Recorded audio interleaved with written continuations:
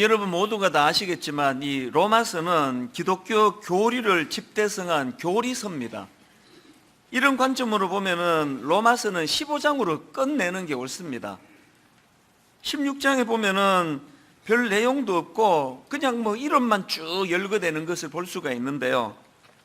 사실 이 로마서 15장 로마서를 좀 깔끔하게 정리하자면 15장까지로 끝내는 게 모양이 훨씬 좋은데 왜 하나님께서는 16장에 이런 이름 없는 무명의 인물들 쭉 열거하는 그런 일을 허용을 하셨을까?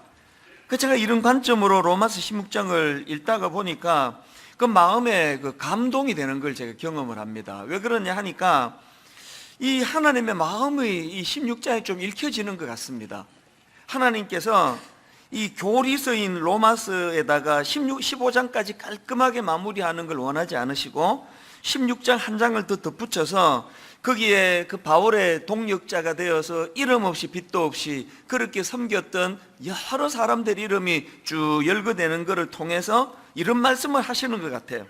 하나님께서는 그 큰 그릇, 큰 인물, 큰 역할을 했던 바울과 같은 사람만 내가 주목하는 게 아니고 참 이름 없이 빛도 없이 어떻게 보면 사소한 일처럼 보이는 그런 일을 한 사람이라 할지라도 그런 작은 섬김 나 다 기억하고 있다. 그런 맥락으로 이 로마서 16장을 쭉 읽다가 보니까 또 마침 이제 또 다음 주일이 창립 17주년 아닙니까?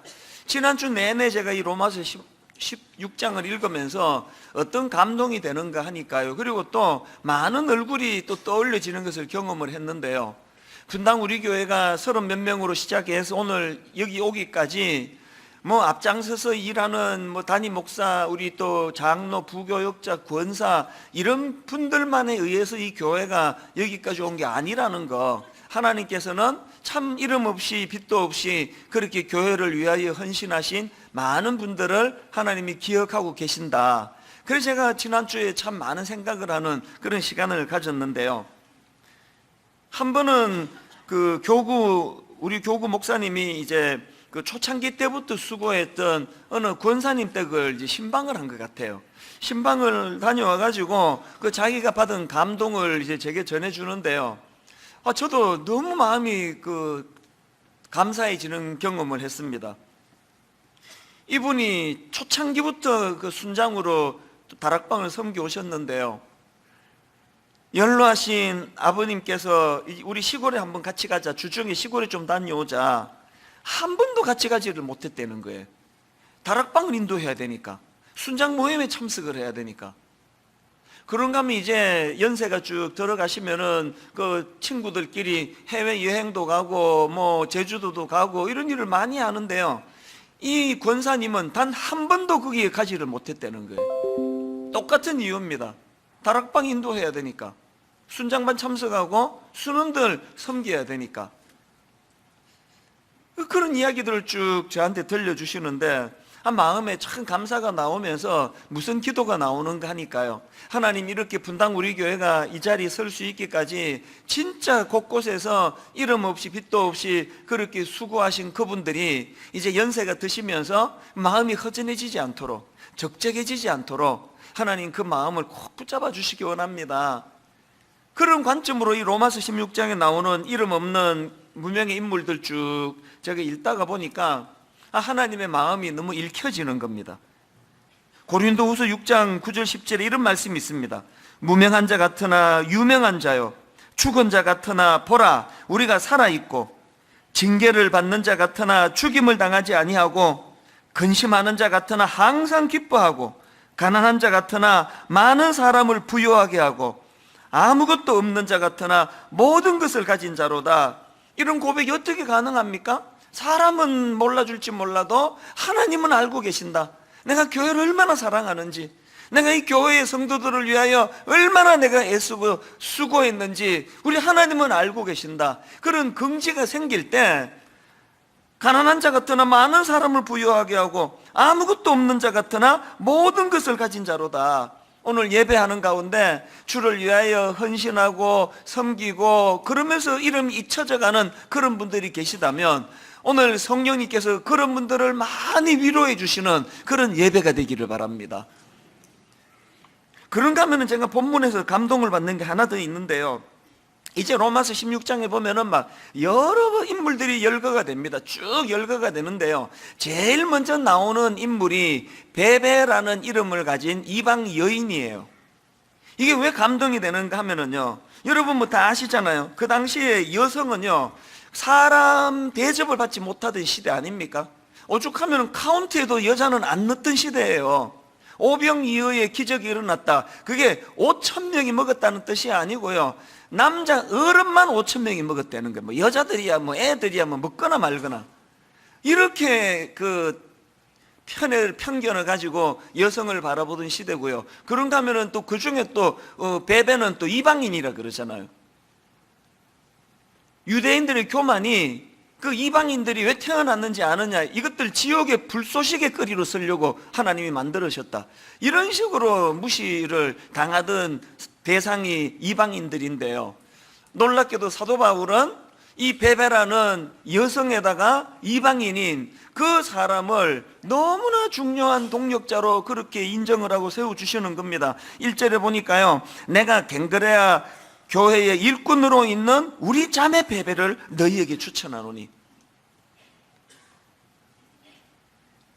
이 베베가 무슨 일을 한 사람인가 하면은요, 바울이 고린도에서 이 로마서를 썼거든요. 베베는 고린도에서 쓴 이 로마서를 로마에 있는 교인들에게 전달하는 역할을 했습니다. 이게 얼마나 중요한 역할입니까?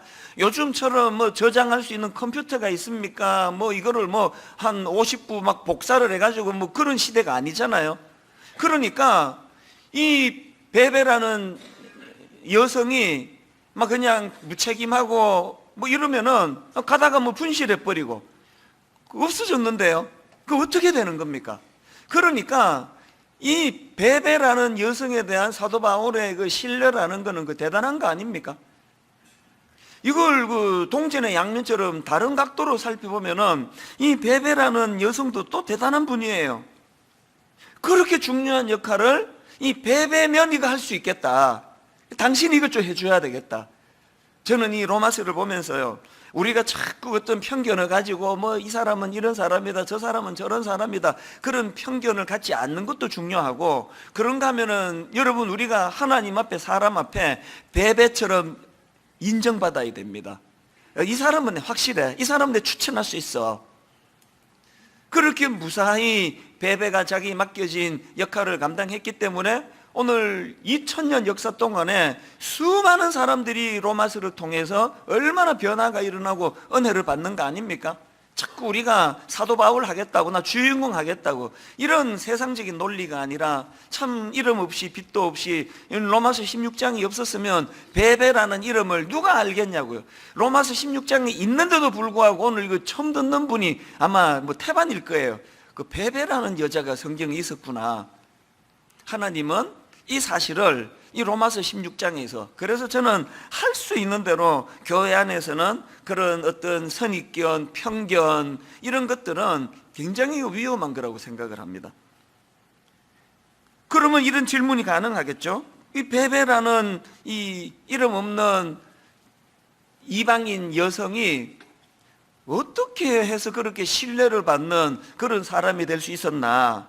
오늘 이제 이걸 좀 살펴보려고 하는데요.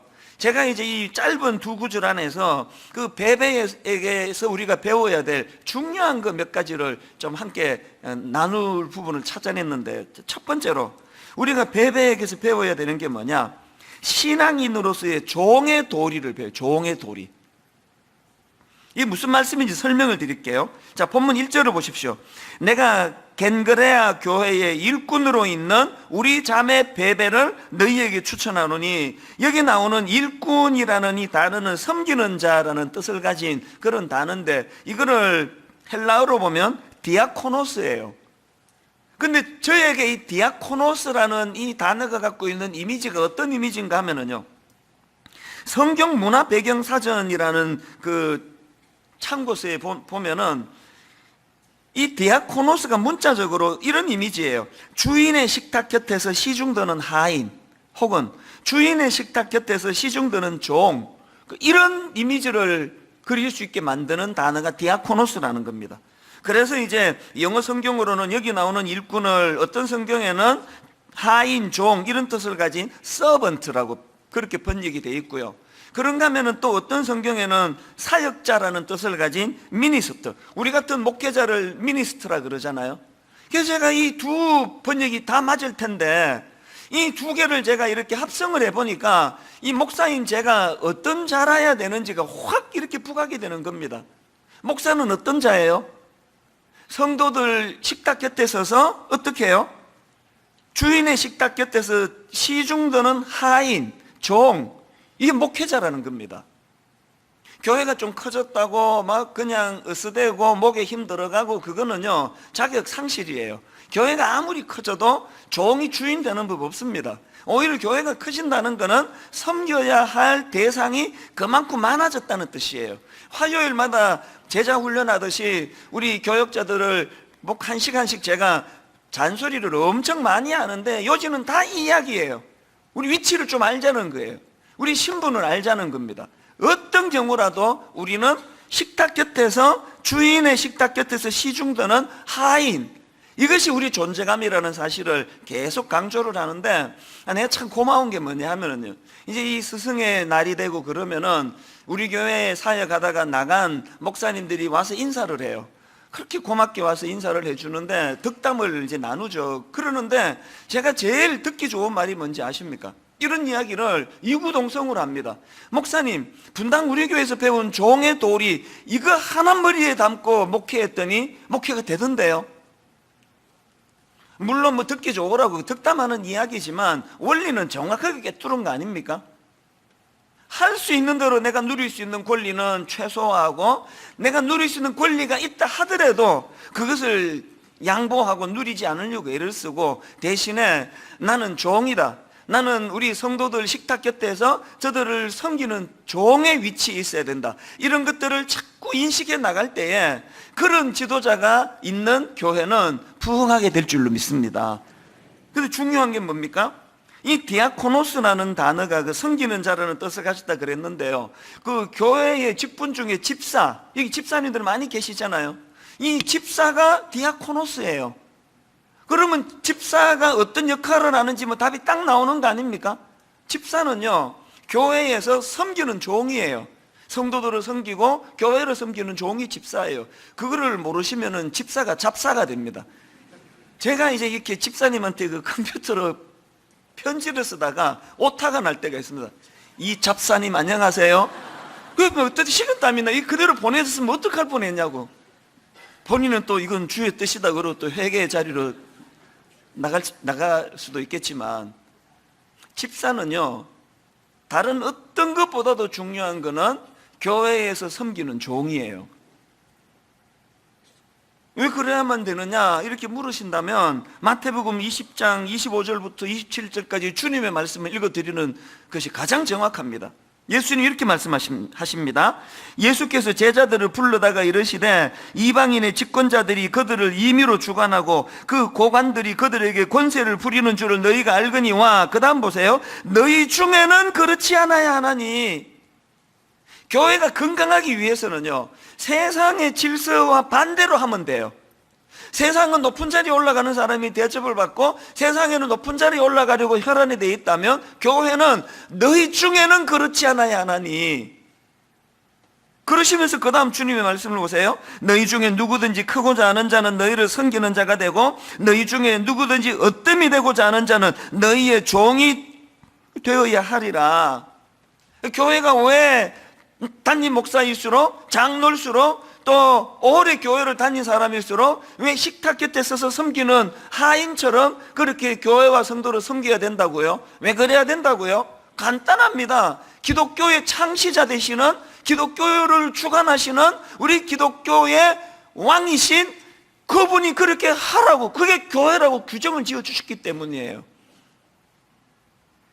그러시면서 그 주님이 그 다음 28절에서 쐐기를 박는 말씀을 하십니다. 28절, 인자가 온 것은 섬김을 받으려 함이 아니라 도리어 섬기려 하고, 인자가 온 것은 섬김을 받으려 함이 아니라 도리어 섬기려 하고 자기 목숨을 많은 사람의 대속물로 주려 함이니라. 주인 되시는 주님께서 이렇게 본을 보여주시고 니들도 알겠지. 다시 말씀드립니다. 여러분의 신앙이 좀 깊어지는지를 점검하기 위한 잣대가 있다면 점검해 보세요. 26절에 너희 중에는 그렇지 않아야 할지니. 괜찮은 장로로 인정받고 싶으시면요, 나는 집사로 자격이 있다, 이런 인정을 받고 싶으면 이 질문으로 던져보세요. 너희 중에는 그렇지 않아야 하나니. 지난주 내내 제가 이 말씀을 묵상을 하면서 공개적으로 다시 여러분에게 제가 약속을 드리고 그동안 못해왔다면 공개적으로 제가 용서를 구하고 싶습니다. 대형교회 목사라고 해서 많은 사람들에게 섬김을 받고 권리를 누리는 자리가 아니라는 걸 모든 분이 아시듯이 저도 알고 있습니다. 제가 가지고 있는 기득권, 제가 가지고 있는 권리, 제가 마땅히 이거 내가 누려도 되라는 이런 것들을 계속해서 내려놓기 위해서 몸부림을 치지 않는다면 바로 저는 이미 변질되어 있다는 뜻이에요. 자기 교회에서 이런 설교하는 건 쉬운 건 아니에요.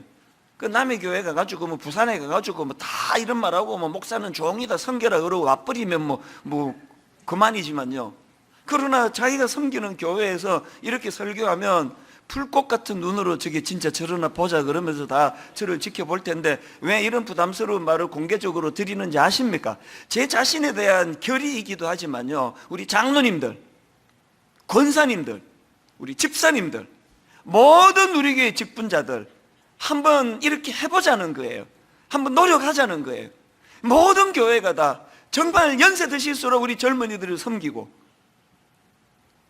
세상에서 높은 지위에 있는 사람일수록 교회에서는 그런 거 내색하지 아니하고, 그래서 겸손히 식탁의 주인 곁에서 그 시중드는 종의 모습으로 그렇게 우리 서로를 섬기는, 그래서 너희는 너희 중에는 그렇지 않아야 하나니, 이 주님의 말씀이 잘 구현되는 분당 우리 교회 되기를 바랍니다.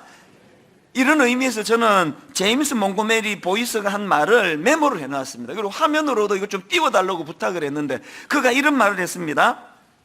하나님이 보시기에 위대함은 우리를 섬기는 사람의 숫자로 구성되는 것이 아니라 우리가 섬기는 사람의 숫자로 결정된다. 오늘 본문 말씀에 얼마나 이게 부합되는 말씀입니까?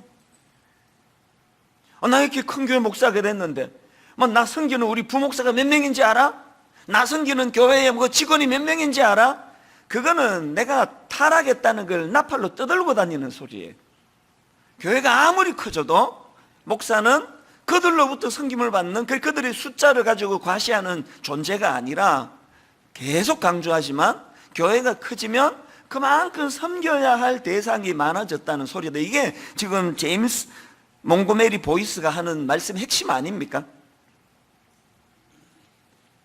근데 여러분 여기서 한 가지 주목할 게 뭐냐, 베베가 주인의 식탁 곁에서 시중드는 종의 모습으로 섬겼다 그랬는데요, 어디서 그렇게 섬긴 겁니까? 1절을 보십시오. 내가 겐그레아 교회의 일꾼으로 있는, 지금 베베는 겐그레아는 고린도 인근에 있는 항구 도시로 알려져 있는데요, 그 항구 도시의 그 겐그리아라는 지역에 있는 어느 교회에서 지금 베베는 무슨 정신으로 섬긴다 그랬습니까? 디아코노스, 주인의 식탁 곁에서 시중드는 하인의 모습으로 이 교회를 그렇게 소중히 여긴다는 그 아니겠습니까? 저는 골로새서 1장 24절에 이 사도 바울의 이 고백이 너무 마음에 감동이 됩니다. 나는 이제 너희를 위하여 받는 괴로움을 기뻐하고 그리스도의 남은 고난을 그의 무엇을 위하여? 몸된 교회를 위하여 내 육체에 채우노라. 그리스도의 남은 고난, 주님이 십자가에서 당하셨던 그 엄청난 희생, 나도 그것을 감당하기 원하는데 주의 몸된 교회를 위해서 내가 하겠다는 것. 언젠가 그 화요일 오전에 교역자들하고 이런 시간을 가질 동안에 제가 찬양을 하나 같이 부르자 그랬는데요, 찬송가 208장입니다. 다 아시는 찬양이에요.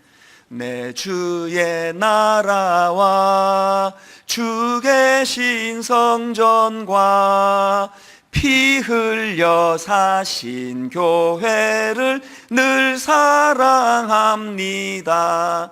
교회를 사랑하자는 이 찬양이요, 2절이 어떻게 되어 있는지 아십니까? 2절 가사 한번 보시겠습니까? 내 주의 교회는 천성과 같아서 눈동자같이 아끼사 늘 보호하시네. 여러분, 눈동자같이 아끼사 보호하시는 분이 누구시라고요? 하나님이세요. 하나님이 교회를 위해서 하시는 일은 눈동자같이 아끼고 보호해 주시는 거고요. 그런가 하면 3절을 한번 보십시오.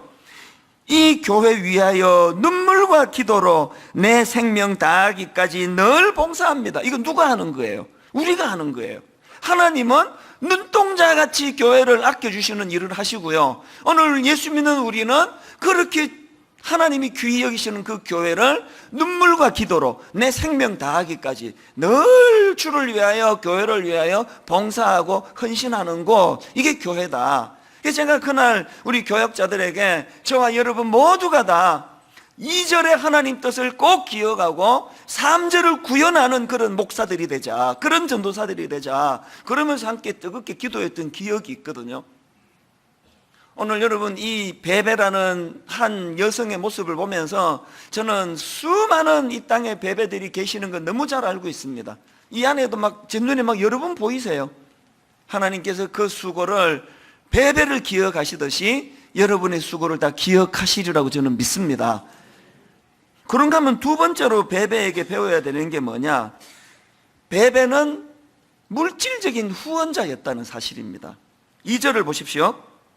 너희는 주 안에서 성도들의 합당한 예절로 그를 영접하고 무엇이든지 그에게 소용되는 바를 도와줄지니 이는 그가 여러 사람과 나의 보호자가 되었습니다. 여기 나오는 여러 사람과 나의 보호자가 됐다 할 때 이 보호자는 헬라어로 프로스타티스라는 단어인데요, 이 뜻이 여러 가지가 있는데 그 중에 이 본문에서 학자들이 해석하기로는 여기 나와 있는 프로스타티스는 물질적인 후견인이라는 뜻이다. 그래서 이 베베가 자산가로 알려져 있습니다. 그는 많은 물질을 사도 바울을 후원하는데, 성도들을 섬기는데 이 물질을 사용했다는 겁니다. 저는 베베가 물질로 그렇게 교회를 또 사도 바울을 섬겼다는 그 말씀을 제가 묵상을 하면서 사도행전 2장에 초대교회가 떠오르는 겁니다. 자, 사도행전 2장 44절 45절입니다 믿는 사람이 다 함께 있어 모든 물건을 서로 통용하고, 그 다음 보세요.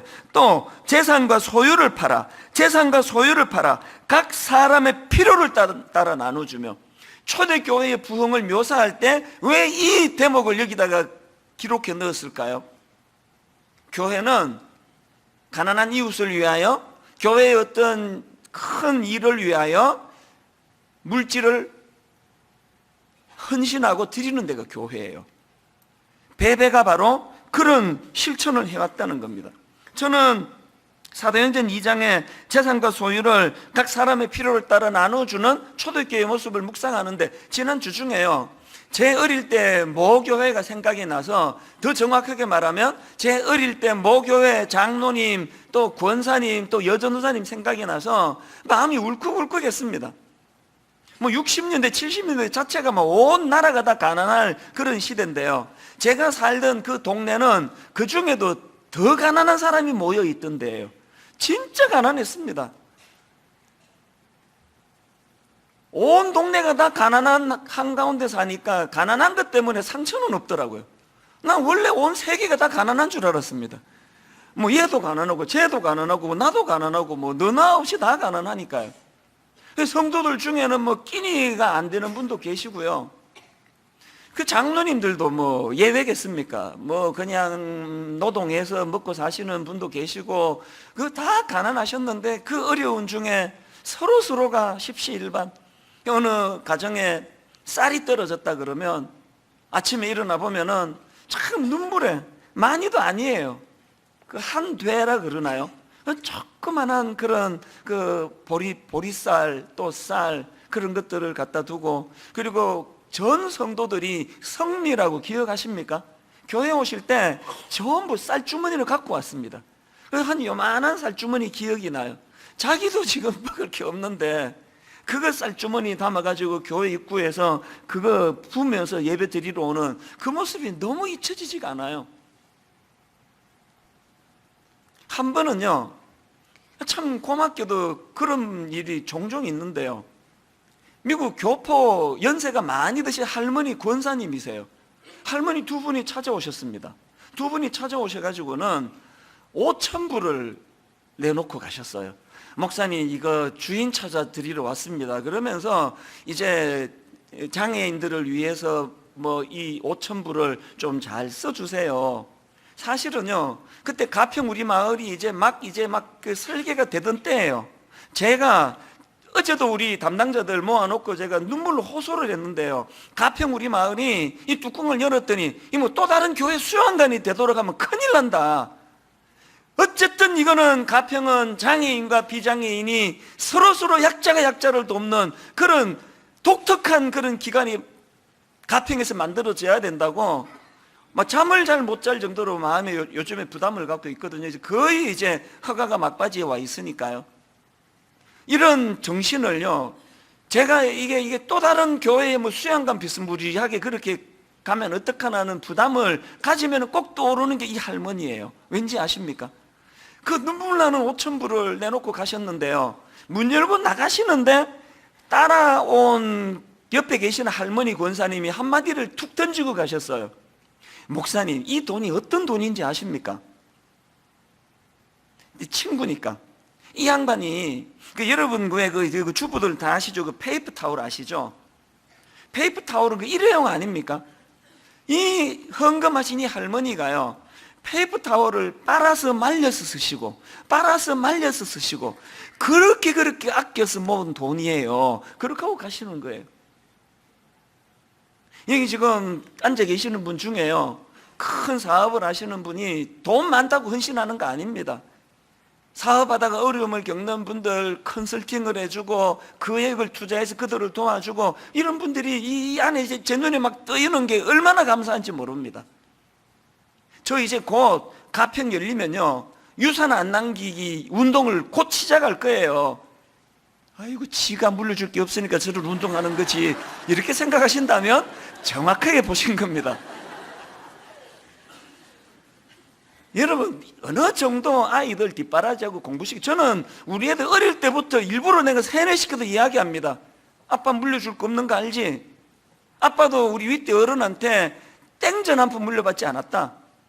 이만큼 공부시켜주고 잘하고 나면 물려줄 것 자체가 없으니까, 그 아빠가 목사인데 막 엄청 물려줄 게 많으면 그거 되겠니 그거?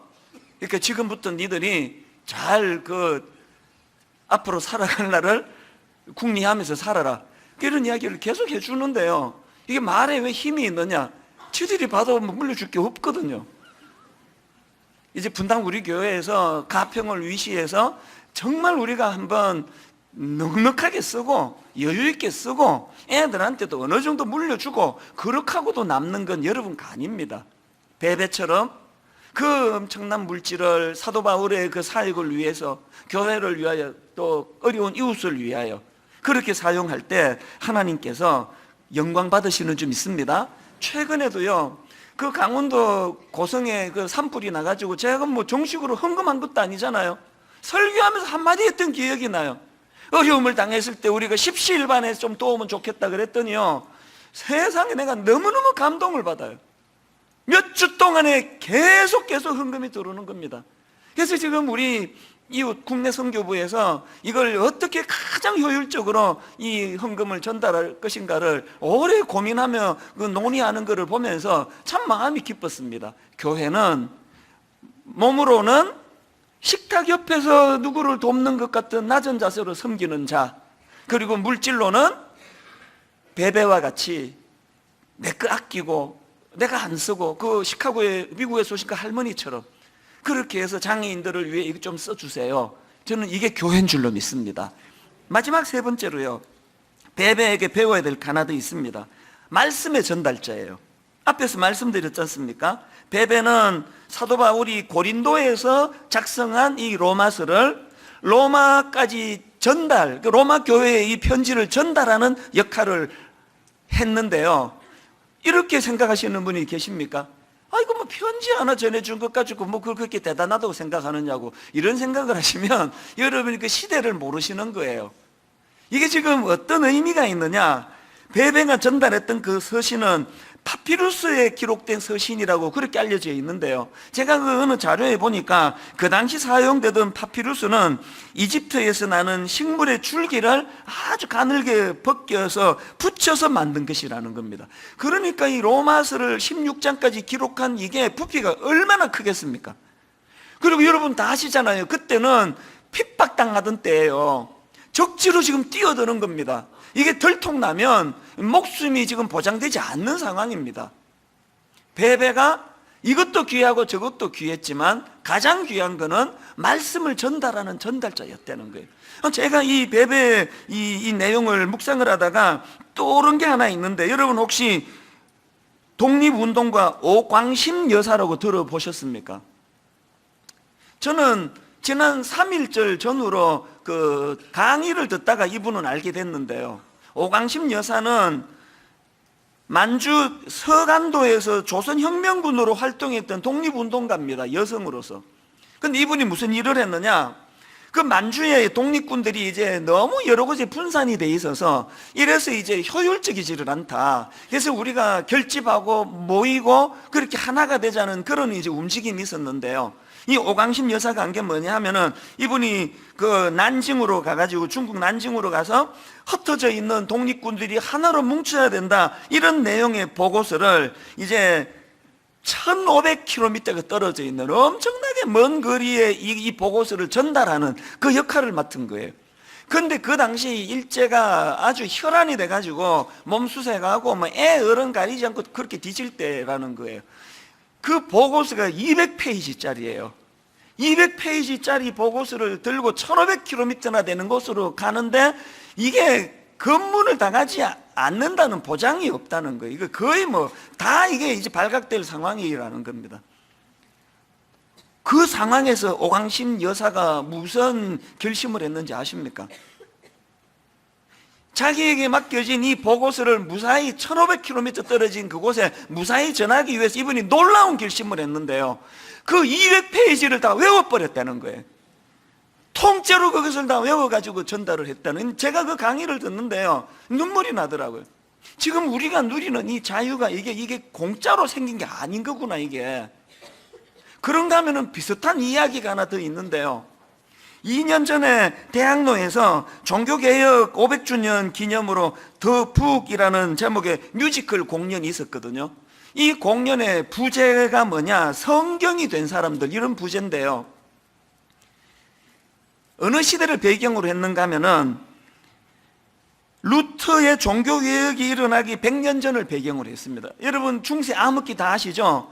사람들 손에 성경이 들려지지 않도록, 그래서 못 읽게 하려고, 성경은 유일하게 라틴어 성경밖에 없어요. 그래서 타락한 그 소수의 그 사람들만 성경을 읽도록 만드니까 이제 어떤 확신을 가진 사람들인가, 사람들 손에 성경이 들려지면, 성경을 읽기만 하면 변화가 일어날 것이다, 그런 확신을 가지고요, 그 영국에서 이 라틴어로 된 성경을 영어로 번역하고 그것을 전파하는 일에 목숨을 건 사람들이 엄청 많았다는 겁니다. 그래서 이제 라틴어 성경을 영어로 번역하다 들키면 화형이에요. 화형이 자꾸 일어나고 발각이 되고 이러는데, 제가 그 연극을 보다가, 대학로에서 연극이니까요, 뭐 관객이 한 100여 명 정도 되고 뭐 그 눈이 마주칠 정도로 그 연극 하시는 분들하고 가까이서 보는데, 어느 대목에서 내 마음이 왈칵 무너졌느냐 하면은요, 계속 들켜 화형당하고 그러니까 그분들이 어떤 결단을 했는가 하면은, 당신은 로마서를 외우시라고, 나는 요한복음을 외우겠다고, 당신은 마가복음을 외우고 당신은 사도행전을 외우고, 그래가지고 이분들이 성경 한 챕터를 통째로 다 외우세요.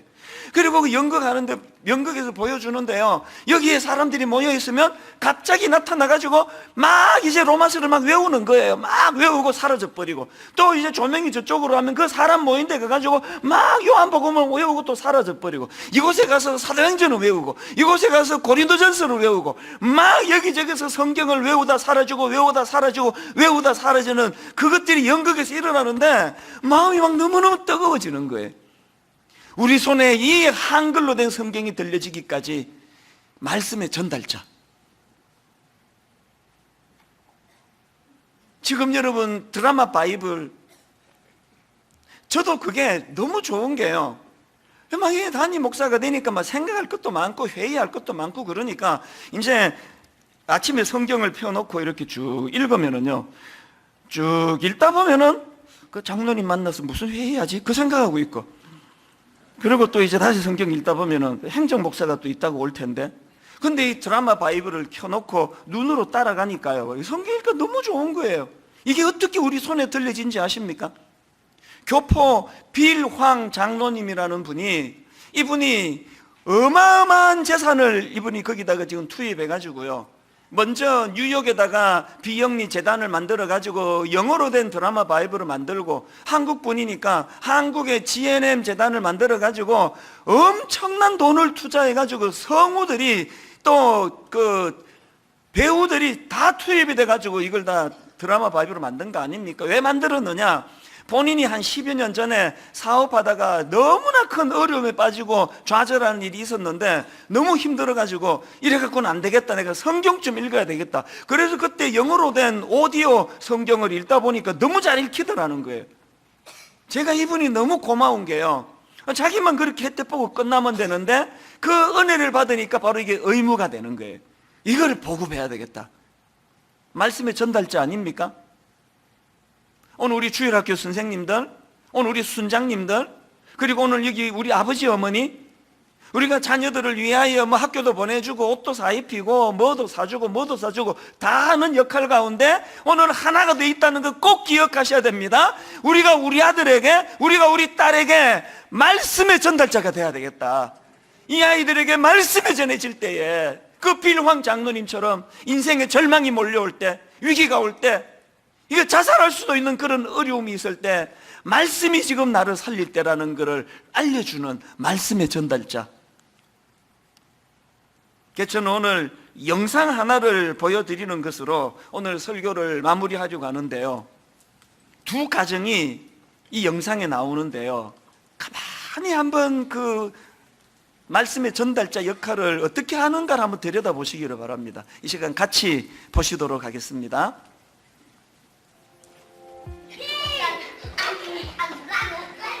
제이야, 예배드리자. 오예. 이제는? 지난주에 노아 말씀 들었던 거 기억나지? 아니. 기억나지? 창세기 제8장. 자, 아빠 퀴즈 낼 거야. 잘 들어. 다시는 그에게로 돌아오지 아니하였더라. 601년 첫째 날 아빠가 퀴즈를 하는데, 아까 홍수를 안 썼는데 홍수를 할 때 물이 빠진 거를 어떻게 확인하기 위해서 어떤 동물을 보냈을까? 까마귀 비둘. 오, 딩동댕. 그리고 하나님이 사람을 누구의 형상대로 지으셨다고 했어? 오늘 우리 주일학교 선생님들, 오늘 우리 순장님들, 그리고 오늘 여기 우리 아버지 어머니, 우리가 자녀들을 위하여 뭐 학교도 보내주고 옷도 사입히고 뭐도 사주고 다 하는 역할 가운데 오늘 하나가 돼 있다는 거 꼭 기억하셔야 됩니다. 우리가 우리 아들에게, 우리가 우리 딸에게 말씀의 전달자가 돼야 되겠다. 이 아이들에게 말씀이 전해질 때에 그 빌황 장로님처럼 인생의 절망이 몰려올 때, 위기가 올 때, 이거 자살할 수도 있는 그런 어려움이 있을 때 말씀이 지금 나를 살릴 때라는 것을 알려주는 말씀의 전달자. 그래서 저는 오늘 영상 하나를 보여드리는 것으로 오늘 설교를 마무리하려고 하는데요, 두 가정이 이 영상에 나오는데요, 가만히 한번 그 말씀의 전달자 역할을 어떻게 하는가를 한번 들여다보시기를 바랍니다. 이 시간 같이 보시도록 하겠습니다.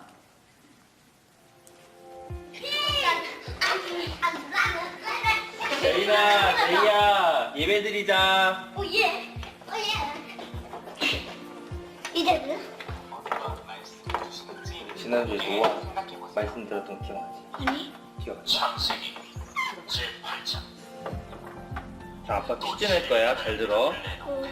다시는 그에게로 돌아오지 아니하였더라. 601년 첫째 날 아빠가 퀴즈를 하는데, 아까 홍수를 안 썼는데 홍수를 할 때 물이 빠진 거를 어떻게 확인하기 위해서 어떤 동물을 보냈을까? 까마귀 비둘. 오, 딩동댕. 그리고 하나님이 사람을 누구의 형상대로 지으셨다고 했죠? 정답. 딩동댕. 이제 홍수 난 다음에 다시 감남. 물로 하나님이 심판하시지 않는다고 약속을 해주셨잖아. 그 약속으로 하나님이 뭘 보여주셨어? 무지개. 잘한다. 제이는 뭐가 감사했어 이번 주에? 하나님. 재현은 뭐가 감사했어? 아빠가 해외 출장 가 있는 동안에 제이가 엄마랑 같이 예배드리고 건강하게 잘 있어서 너무 감사했어. 어린이 부흥회 갔는데 그때 형아가 아팠잖아. 다시 집에 돌아가는데 병원 안 가도 될 만큼 다시 나아서 감사했고. 이리 와. 우리 한 주간 지켜주신 하나님께 감사하면서 이제 아빠가 기도하고 마칠까? 기도하자. 하나님 네, 기도해.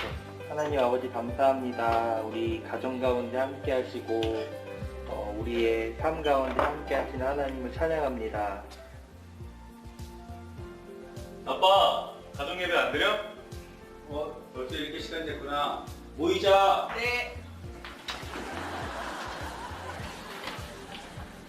사랑이 많으신 하나님 아버지 감사합니다. 찬송은 저희 선한 능력으로 부르시고 가겠습니다. 주 선한 능력으로 와르시네. 오늘 본문은 어디입니까? 창세기 8장 9장입니다.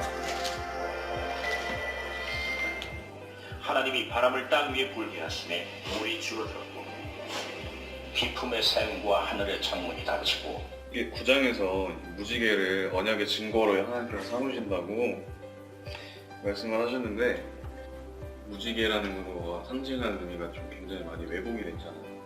그러니까 엄마가 항상 뭐 강조하는 거지만 요즘 미디어를 통해서 그런 것들이 너무 많이 노출이 되니까 계속 보고 있으면 그게 그냥 무뎌지는 거야. 그냥 이거 당연한 거구나. 이게 뭐 여자애가 여자애한테 갑자기 뭐 이렇게 입술을 쑥 들이댄다던가 이런 것들이 영화에서 계속 나오고 어떤 미디어에서 환경에서 계속 나오니까 그거를 보고 자라는 애들은 이거 이상한 게 아닌가 보구나 이렇게 계속 믿어지고 있다는 거지. 알람을 못 들었지만 엄마가 6시 20분에 깨워준 것 감사합니다. 네, 1번 하나님을 가까이 하는 64일이 계속됨에 감사합니다. 2번 성경 2장 쓰기 계속됨에 감사합니다. 장본거 무거운데 들어주는 아들이 있어서 고맙습니다. 하나님 아버지, 오늘 이렇게 다 함께 또 한 자리에 모여서 하나님의 말씀을 읽고 서로 감사를 나누면서 이렇게 시간 보낼 수 있으니 또 감사합니다. 여러분, 저 두 가정의 그 부모님이 말씀의 전달자가 돼서 어릴 때부터 나이 들어가면서 이것들이 다 이루어진다 할 때 너무나 혼란스러운 세상의 가치관에 노출되어 있는 우리 자녀들이 얼마나 그 마음의 중심을 잡는 데 도움이 되겠습니까? 가정 예배를 통해서 그래서 그 감사를 같이 나누고 드라마 바이블을 같이 읽고 또 말씀의 전달자 되는 부모와 더불어 대화를 나누는 이것들이 모든 우리 예수 믿는 가정에서 꿈을 꾸면서 복구시켜야 될 중요한 가정 예배가 되는 줄로 믿습니다. 저는 오늘 말씀의 그 마무리 찬양을요, 이 십자가의 전달자, 이 전달자라는 매개를 가지고 이 찬양을 고르게 됐는데, 우리 가사를 생각하시면서 또 말씀을 기억하면 아버지 제가 말씀의 전달자, 십자가의 전달자가 되기를 원합니다. 이런 소원을 가지고 같이 이 찬양 불러보기 원합니다. 난 지극히 작은 자, 지극히 작은 자, 죄인 중에 괴수, 무익한 날 부르셔서 간절한 기대와 소망, 부끄럽지 않게 십자가 전케 하셨네. 여러분, 이런 결단할 수 있습니까? 어디든지 가리라 주 위에서라며 십자가의 전달자, 나는 전하리 그 십자가, 내 몸에 밴 십자가, 그 보혈의 향기 온 세상 채울 때까지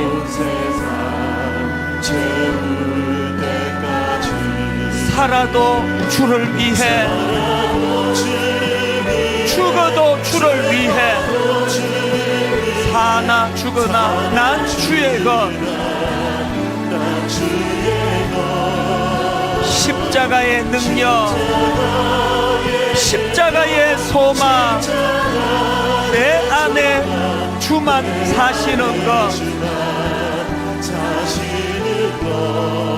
난 지극히 작은 자, 죄인 중에 괴수, 무익한 날 부르셔서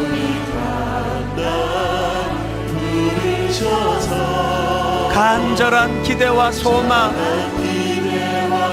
부끄럽지 않게 십자가 전케 하셨네.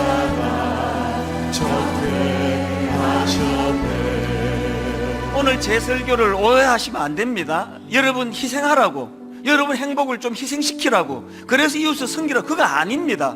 오늘 저는요 행복학 강의를 한 거예요. 진짜 행복해지기 위해서 베베와 같이 한번 낮아서 섬겨보세요. 한번 내 물질 그 가두어 두고, 여러분이 물질은요 만나의 원리 그대로예요. 하루 지나면 유통기한 끝나면 그 소용없습니다. 죽을 때 못 가져갑니다. 하나님, 오늘 이 주신 말씀이 내 행복을 위한 주님이 주시는 지침이라고 하신다면 한번 아버지 그렇게 애쓰보기를 원합니다. 정말 말씀의 전달자가 되기 원합니다. 십자가의 전달자가 되기 원합니다. 가사를 기억하시면서 우리 한 번 더 또 말씀 안에 울림을 하나님께 허락해 달라고 구하면서 이렇게 한 번 더 찬양합니다. 난 지극히 작은 자,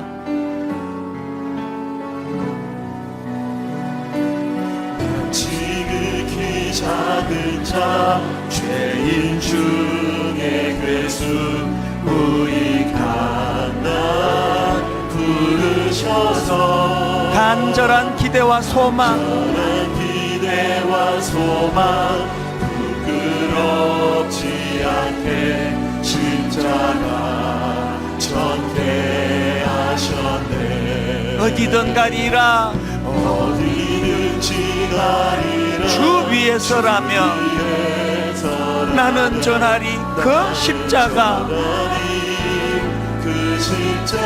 내 몸에 밴 십자가, 그 보혈의 향기 온 세상 채울 때까지. 이렇게 한번 결단해 보십시오. 살아도 주를 위해, 죽어도 주를 위해, 사나 죽으나 난 주의 것.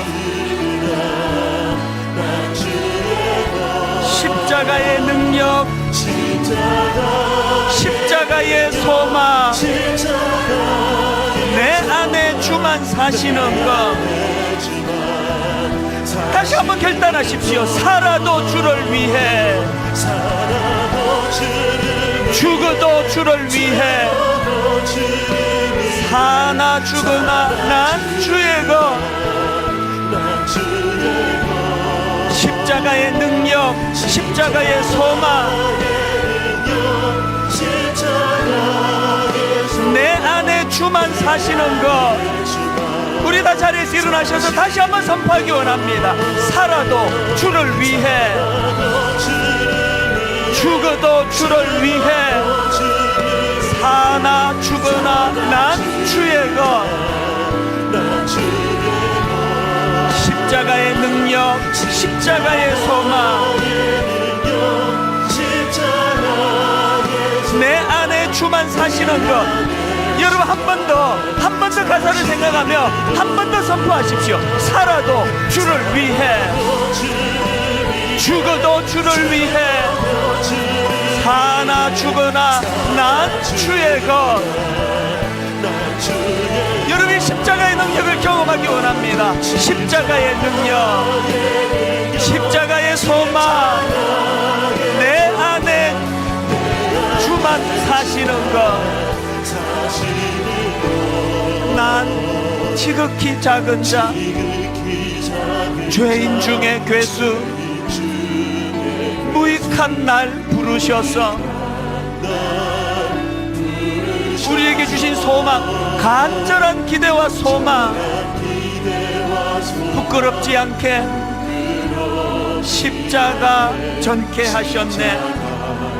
전대하셨네.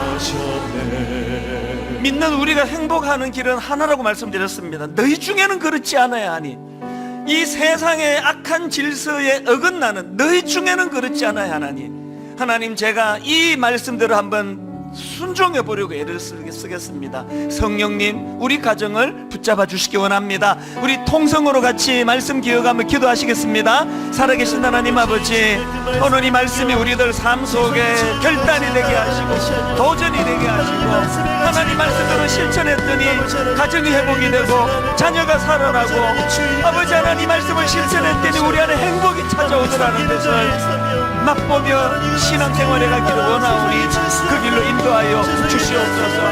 하나님 아버지, 너무나 잘못된 세상 가치관이 우리를 엄습하는 시대입니다.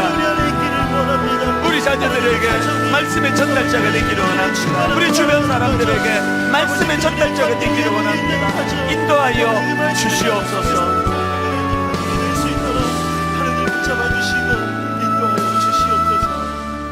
하나님 아버지, 그렇게 목마르게 행복을 향해 달려가는데 채워지지가 않습니다. 자녀들을 좋은 대학 보내고 그래도 취직할 수 있도록 힘을 다해 애를 쓰는데 이상하게 뻥 뚫린 한쪽 마음이 메워지지가 않습니다. 세상에서 남부럽지 않게 살기 위하여 새벽부터 늦은 밤까지 뛰어다녔는데 시간이 가면 갈수록 자꾸 고응함이 밀려옵니다. 오늘 말씀을 통해 주님께서 제시해 주시는 행복학 강의를 마음에 담고 베베처럼 하나님 그렇게 겸손히 낮은 자가 되어 섬기고 물질을, 이웃을 위하여, 교회를 위하여 헌신하고, 그리고 아버지, 우리 자녀들과 주변 사람들에게 말씀의 전달자가 되겠노라고 결단할 때 성령님은 우리 인생을 견인해 주실 줄로 믿습니다. 이 소망을 가지고 한번 믿는 자답게 세상과 구별된 삶의 길로 인도하여 주시옵소서.